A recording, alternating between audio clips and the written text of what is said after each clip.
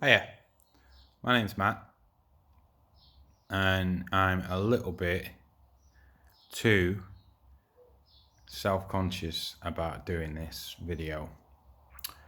So I'm going to try and sort that out as we get on. This is my garage as is. You see it's got a nice little pit there. A few odds and ends of tools. Me, hello.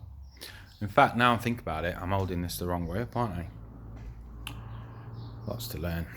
Anyway, so within these beautiful four walls, I'm going to try and start a classic car restoration company called Restos. So, step one, get the garage filled. Kind of done that, as you can see.